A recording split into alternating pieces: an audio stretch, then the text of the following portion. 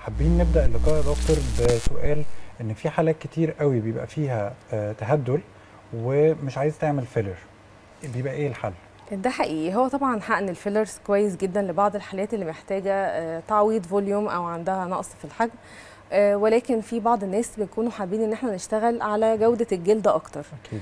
فالناس دي بتلجأ شويه لحته تحسين جوده الجلد بمحفزات الكولاجين، او لان الاتجاه دلوقتي كله ناحيه الريجنريتيف ميديسين او الطب التجديدي. أكيد. طيب اشرحي لي كده يا دكتور، في ايرا اوف ريجنريتيف ميديسين وكل الناس بتتكلم على عصر الطب التجديدي، اشرحي لي كده ده معناه ايه؟ والله هو في كل التخصصات فعلا الطب التجديدي، ولكن فيما يخص التخصص الجلديه الفكره ببساطه ان كل خليه في جسمنا ليها وظيفه محدده. يعني مثلا الخليه المسؤوله عن انتاج الكولاجين والالاستين، احنا بنحفزها انها تنتج كولاجين بطريقه اكتر طبيعية واحسن.